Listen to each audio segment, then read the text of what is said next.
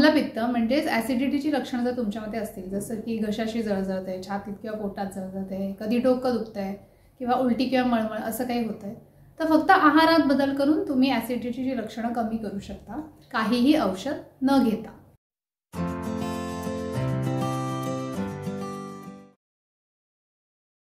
नमस्कार, मी डॉक्टर दीप्ती. मनसा वेलनेसमध्ये तुमचं सगळ्यांचं मनापासून स्वागत. तर सुरुवातीला आपण आम्लपित्ताची कारणं बघूयात. कारण आयुर्वेदानुसार जोपर्यंत आपण निदान परिवर्जन करत नाही, म्हणजे कारणं जोपर्यंत आपण अवॉइड करत नाही, तोपर्यंत चिकित्सेला सुरुवात होत नाही. तर सुरुवातीचा महत्त्वाचा घटक आहे निद्रा. रात्रीच्या जागरणाने आम्लपित्त वाढतं, हे सगळ्यांनाच आपल्याला माहिती आहे. त्यामुळे रात्री लवकर झोपायचं वेळेत आणि सकाळी लवकर उठायचं. याच्याच बरोबरीने दुसरा महत्त्वाचा घटक असतो की दिवसा झोपायचं नाही. तर जे लोक चक्क पांघरून घेऊन दुपारी 1-1.5 तास जेवल्यावर झोपतात, तर त्यांच्यामध्ये रोज हळूहळू थोडं पित्त आणि कफ हे वाढत जातं आणि मग थोडे दिवस साठल्यानंतर त्याचे शरीरावर परिणाम दिसायला लागतात. त्यामुळे रात्री वेळेत झोपायचं, पण दिवसा झोपायचं नाही. या बाबतीत मला एक छोटासा किस्सा आठवतो. आम्ही जेव्हा इंटर्नशिपला होतो तेव्हा ऑफ्थॅल्मच्या डिपार्टमेंटमध्ये OPDला एक पेशंट आला. तर त्याला डॉक्टरने विचारलं, का हो तुमचे डोळे असे सुजलेले का दिसत आहेत? तर तो म्हणे की डॉक्टर आज दुपारचं जागरण झालं ना. तर जागरण हे फक्त रात्रीचं असतं, दुपारी झोपायचं नाही. दुसरा महत्त्वाचा घटक आहे आहार. तर जेवायला जर उशीर होत असेल, म्हणजे दुपारी आणि रात्री वेळच्या वेळी जेवण होत नसेल, तर त्यांनी पण पित्त वाढतं. याच्याबरोबर जर तुम्ही नेहमी मसालेदार, चमचमीत, सतत तेलकट असं खात असाल, नेहमी वरचेवर नॉनव्हेज खात असाल, तरी पण ॲसिडिटी वाढत राहते. काही भाज्या आहेत ज्या सुद्धा पित्त वाढायला कारणीभूत होतात, तर त्यांचा उल्लेख मी जेव्हा तुम्हाला आहार सांगेन तेव्हा करीनच. काही लोकांना मसाल्यांमध्ये काळं मिरं जास्ती वापरायची सवय असते, किंवा इव्हन आलं, किंवा इव्हन चहात पण जर किसून अगदी खूप आल्याचा काढा करून जर तुम्ही पित असाल, तर त्याच्यामुळे सुद्धा पित्त वाढत राहतं. नॉनव्हेजमध्ये पण खूप तेलकट आणि खूप मसालेदार असं असल्यामुळे ते पण शक्यतो अवॉइड करायचं. तिसरा महत्त्वाचा मुद्दा आहे विहार. तर ज्यांना कामानिमित्त सतत उन्हामध्ये वारंवार फिरायला लागतं, किंवा ज्यांना गॅसजवळ उभं राहून दिवसभर किंवा जास्ती तास असं काम असतं, तर त्यांच्या शरीरामध्ये नॅचरली उष्णता वाढते. ह्याच्यानंतर चौथा पण अतिशय दुर्लक्षित राहिलेला घटक आहे, तो म्हणजे स्ट्रेस. तर ज्यांना खरंच काही स्ट्रेस असतो, किंवा ज्यांना अगदी काही कारण नसतं पण सतत चिंता करायची उगाचच सवय लागलेली असते, तर ह्या लोकांमध्ये सुद्धा ॲसिडिटीची टेंडन्सी असते. आता ही सगळी कारणं बघितल्यानंतर आपण येऊया की फक्त आहारामध्ये बदल केला तर तुमच्या शरीरातली उष्णता ही कशी कमी होईल आणि पित्तावर तुम्ही कसा कंट्रोल ठेवू शकता. आहारामध्ये मी तुम्हाला सकाळी उठल्यापासून ते रात्री झोपेपर्यंत काय आहार घ्यायचा ते सांगणार आहे. सगळ्यात पहिली गोष्ट म्हणजे सकाळी उठल्या उठल्या चहा घ्यायचा नाही.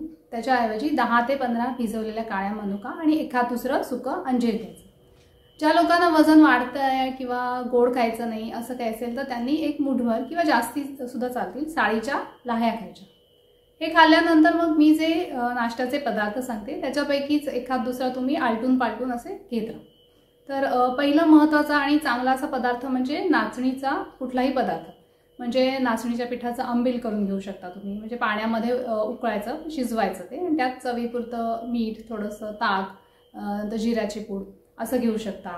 गोड चालत असेल तर नाचणीची खीर, एखादा लाडू हे पण चालेल, किंवा आपण डोसा बनवतो तसं डोसा घेऊ शकता. नाचणीच्या पदार्थांनंतर मुगाच्या पिठाचे पदार्थ पण चांगले असतात. म्हणजे मुगाच्या पिठाचा डोसा म्हणा किंवा धिरडं असं हे बनवून घेऊ शकता तुम्ही. त्याच्यानंतर अजून एक चांगली गोष्ट म्हणजे कोकणातली लोक जे तांदळाच्या पिठाचं घावन खातात, तर ते सुद्धा खूप चांगलं पडतं. म्हणजे तांदळाच्या पिठाचं घावन आणि त्याच्यासोबत ओल्या नारळाची चटणी असं घेऊ शकता. हे झाल्यानंतर साजूक तुपातला शिरा किंवा सांजा हे पण कधी आलटून पालटून घेतलं तर चालू शकतं. आणि हे सगळं नाश्त्याच्या पदार्थांमधला एखादा पदार्थ झाल्यानंतर मग तुम्ही एखादा कप चहा घेऊ शकता. तर चहा घेताना सुद्धा असं आहे की त्यात खूप आलं घालून उकळून असा चहा घ्यायचा नाही. ब्रेकफास्ट नंतर साधारण 11-11:30च्या सुमारास आणि शक्यतो उन्हाळ्याच्या दिवसांमध्ये कोकम सरबत प्यावं. ज्या लोकांना उन्हात सतत जावं लागतं त्यांनी सोबत नेतानाच एखाद्या बाटलीमधून कोकम सरबत भरून न्यायचं, आणि जेव्हा तहान लागेल आणि ऊन जास्त असेल तेव्हा थोडं थोडं पीत राहायचं. त्याच्यानंतर जेवणामध्ये मी सुरुवातीला शक्यतो काय टाळायचं हे सांगते. पहिली गोष्ट तर जेवण 2 वाजायच्या आत करायचं. भाज्यांमध्ये मेथी, गवार, वांग ह्या भाज्या शक्यतो टाळा. नंतर काळा मसाला किंवा गरम मसाला आलं, मिरं या गोष्टी कमी प्रमाणात वापरा. त्याच्याऐवजी तुम्ही धणे जिऱ्याचं पूड भाज्यांमध्ये वापरू शकता. नॉनव्हेज खायची जर सवय असेल तर मग ओल्या खोबऱ्याचं वाटण लावलेलं म्हणजे जसं कोकणात बनवतात तशा पद्धतीच्या रेसिपीज तुम्ही बनवू शकता. तेल पण थोडंसं कमी वापरायचं. आता आहारात आवर्जून काय घ्यावं हे मी सांगते. तर रोजच्या जेवणात दुपारी आणि रात्री 1 किंवा 2 चमचे साजूक तूप, शक्यतो गाईचं तूप हे वापरायचं. भाज्यांमध्ये फळभाज्या म्हणजे दोडका, दुधी, नंतर घोसाळं अशा भाज्या शक्यतो वापरा. वरणासाठी तुरीऐवजी मुगाची डाळ ही जास्त चांगली असते, त्याने पित्त कमी व्हायला मदत होते. नंतर संध्याकाळी 4-4:30ला जेव्हा भूक लागेल तेव्हा शक्यतो एखादं फळ खायचं. कोणतंही सीझनल फळ आणि पूर्ण फळ म्हणजे फ्रूट सॅलड किंवा अशी 2-3 फळं एकत्र असं नाही, तर कोणतंही एक फळ खायचं. त्याच्यानंतर अर्धा कप चहा संध्याकाळी चालेल. त्यात मेक शुअर की आलं जास्त घालू नका, जास्त उकळू नका, असा अर्धा कप चहा तुम्ही घेऊ शकता. रात्रीचं जेवण हे 8 वाजायच्या आतच घ्यायचं. आणि नेहमी जर तुमच्या सवयीचं कोणतंही म्हणजे मुगाची खिचडी असेल साजूक तूप घातलेली किंवा भाकरी आणि भाजी, एखादी फळभाजी, एखादं सूप, असं तुमच्या सवयीचा कोणताही आहार घ्या, हलका आहार घ्या. तर अशा पद्धतीने सकाळी उठल्यापासून ते रात्री झोपेपर्यंत काय काय खायचं आणि काय खायचं नाही हे मी सांगितलंय. 1 महिनाभर साधारण अशा पद्धतीचा आहार तुम्ही फॉलो करा आणि मग मला सांगा की तुम्हाला या आहाराने ॲसिडिटी किती कमी झाली आणि किती बरं वाटलं. धन्यवाद.